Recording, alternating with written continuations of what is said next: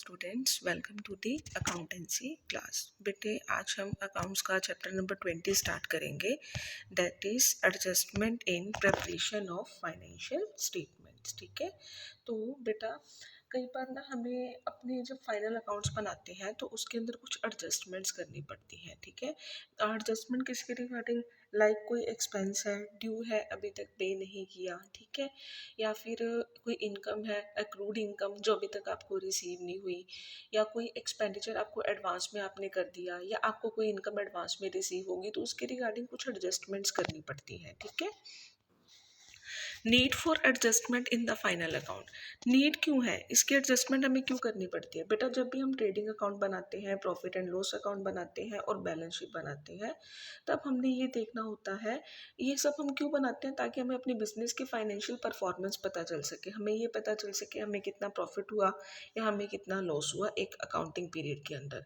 सो अगर हमने ये देखना है कि हमने ड्यूरिंग द ईयर कितनी इनकम अर्न करी, चाहे हमें रिसीव हुई चाहे हमें रिसीव नहीं हुई, या हमने कितने एक्सपेंस किए, ठीक है, चाहे पे कर दिए चाहे नहीं किए, वो सारे के सारे हमने इसके अंदर रिकॉर्ड करने होते हैं। मींस हमने इसके अंदर अपनी करंट ईयर की इनकम और करंट ईयर के एक्सपेंस लेने होते हैं, वेदर पेड और not, profit and loss account के अंदर। ठीक है, सो ये जो अकाउंट बनता है वो एक्रूअल एजम्पशन और कंसेप्ट के ऊपर बनता है।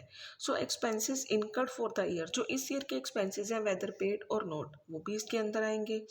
Incomes earn during the year, इस ईयर की इनकम चाहे रिसीव हुई है चाहे रिसीव नहीं हुई। Expenses incurred relating to subsequent year, जो अगले आने वाले ईयर्स के एक्सपेंसेस हैं वो इसमें से क्या करे जाएंगे, एक्सक्लूड कर दिए जाएंगे। Income earn relating to subsequent years, जो इनकम हमने अर्न करी है सब्सिक्वेंट ईयर्स की वो भी इसके अंदर से एक्सक्लूड कर दी जाएंगी। लाइबिलिटीज इसी ईयर की ली जाएंगी। ठीक है, सो इसके अंदर सिर्फ इस ईयर की आइटम्स ही ली जाती हैं, नेक्स्ट ईयर की या प्रीवियस ईयर की कोई भी आइटम इसके अंदर कंसीडर जो है वो नहीं करी जाती। ठीक है, नेक्स्ट देखो बेटा फर्स्ट नंबर पे, तो इसके अंदर कुछ एडजस्टमेंट करनी पड़ती है। फर्स्ट एडजस्टमेंट हम करेंगे that is closing stock.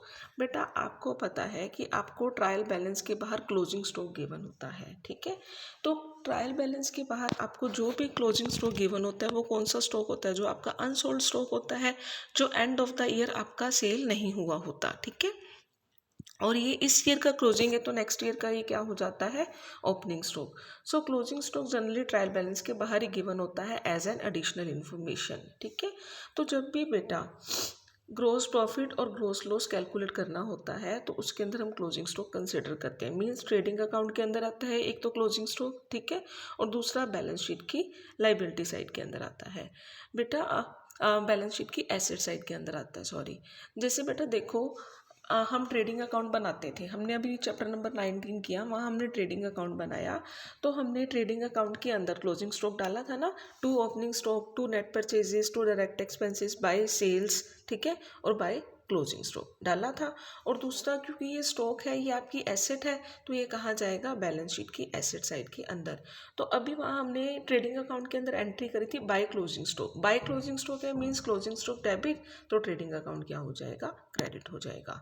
So trading account जो है वो ट्रेडिंग अकाउंट के अंदर ये कहाँ आएगा, क्रेडिट साइड के अंदर, और बैलेंस शीट के अंदर कहाँ आएगा, उसकी एसेट साइड के अंदर। ठीक है, तो जो भी आइटम आपको एडिशनल इन्फॉर्मेशन के तौर पे गिवन होगी, ट्रायल बैलेंस के बाहर गिवन होगी, उसकी डबल ट्रीटमेंट होगी। ठीक है ना, एक तो कहाँ पे ट्रेडिंग अकाउंट की क्रेडिट साइड और दूसरा कहाँ पे बैलेंस शीट की एसेट साइड। ठीक है, नेक्स्ट नंबर पे आपको क्वेश्चन में गिवन है आउटस्टैंडिंग एक्सपेंसेस। नेक्स्ट है आउटस्टैंडिंग एक्सपेंसेस। आउटस्टैंडिंग एक्सपेंसेस कौन से होते हैं बेटा, outstanding expenses are those expenses which is due but not yet paid, जो कि ड्यू हो चुके हैं अभी तक पे नहीं हुए। ठीक है, तो वो एक्सपेंसेस आउटस्टैंडिंग हो जाते हैं।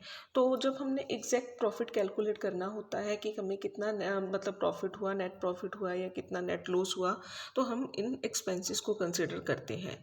आउटस्टैंडिंग एक्सपेंसेस ऑलवेज, ये भी आपको बेटा एडजस्टमेंट के अंदर गिवन होंगे ट्रायल बैलेंस के बाहर। तो अगर आउटस्टैंडिंग एक्सपेंसेस आपको ट्रायल बैलेंस के बाहर गिवन है तो एक तो कहाँ जाएंगे, अगर ट्रेडिंग अकाउंट से रिलेटेड है तो ट्रेडिंग अकाउंट की डेबिट साइड के अंदर उस एक्सपेंस में प्लस कर देंगे, और अगर वो एक्सपेंस प्रॉफिट एंड लॉस से रिलेटेड है तो प्रॉफिट एंड लॉस अकाउंट की डेबिट साइड के अंदर क्या कर देंगे, प्लस कर देंगे। और दूसरा, क्योंकि एक्सपेंस ड्यू है बट अभी तक पे नहीं किया, तो कहाँ जाएगा, बैलेंस शीट की लाइबिलिटी साइड के अंदर। ठीक है, तो ये कहाँ ट्रांसफर करेंगे, बैलेंस शीट की लाइबिलिटी साइड के अंदर। सो क्योंकि बेटा एक्सपेंस है, एक्सपेंसेस क्या होते हैं, डेबिट होते हैं, तो एक्सपेंस को डेबिट कर दो। आउटस्टैंडिंग है, जो चीज़ आपकी ड्यू हो जाती है अभी तक पे नहीं होती, वो आपकी क्या बन जाती है, लाइबिलिटी बन जाती है, तो एक्सपेंसेस डेबिट होंगे और आउटस्टैंडिंग एक्सपेंस क्रेडिट हो जाएगा। ठीक है, तो एक तो कहाँ जाएगा ये, trading and profit and loss account की डेबिट साइड, मीन्स देखना पड़ेगा अगर वो अकाउंट एक्सपेंस जो है वो ट्रेडिंग से रिलेटेड है तो ट्रेडिंग अकाउंट की डेबिट साइड में प्लस कर देंगे, अगर वो expense profit and loss account से रिलेटेड है तो प्रॉफिट एंड लॉस अकाउंट की डेबिट साइड में प्लस कर देंगे, और दूसरी ट्रीटमेंट कहाँ होगी, बैलेंस शीट की लाइबिलिटी साइड के अंदर। ठीक है, जैसे इस क्वेश्चन के अंदर आपको यहाँ पे गिवन है salaries paid during the year ₹1,10,000, आपकी ड्यूरिंग द ईयर सैलरीज कितनी है, 1,10,000, ट्रायल बैलेंस के अंदर गिवन है। बेटा आपको पता है सैलरीज कहाँ जाती हैं, सैलरीज जाती हैं प्रॉफिट एंड लॉस अकाउंट के अंदर। नेक्स्ट नंबर पे गिवन है salary outstanding at the end, means ये आउटस्टैंडिंग है, अभी तक ड्यू है, पे नहीं करी। ठीक है, पहली तो एंट्री क्या होएगी, सैलरी आपका एक्सपेंस होता है, डेबिट हो जाएगा, क्योंकि आउटस्टैंडिंग है, अभी तक पे नहीं किया तो ये आपकी लाइबिलिटी हो जाएगी। ठीक है, तो उस केस के अंदर फिर हमने इसको क्रेडिट कर दिया, तो एंट्री क्या होगी, salary account debit to salary outstanding. अब सैलरीज अकाउंट के अंदर हम क्या करेंगे, आपको पता है बेटा सैलरी क्या होता है, एक्स्ट्रा पे कर रहे हो तो salary account debit to bank account pay कर दिया। ठीक है, दूसरा आउटस्टैंडिंग है, salaries account debit to outstanding salary, तो यहाँ पे टू आउटस्टैंडिंग सैलरी आ गई, और ये कहाँ जाएगी, सारी की सारी प्रॉफिट एंड लॉस में। ये उन्होंने सैलरी अकाउंट बना के दिखाया है but there is no need to maintain it.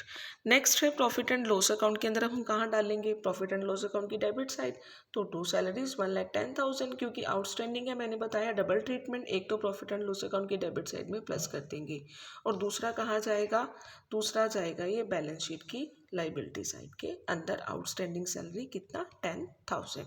तो इस तरह से आउटस्टैंडिंग एक्सपेंसेस की ट्रीटमेंट करी जाती है। ठीक है बेटे, सो आज के लिए इतना ही, बाकी हम आगे कल डिस्कस करेंगे। So thank you students, good bye.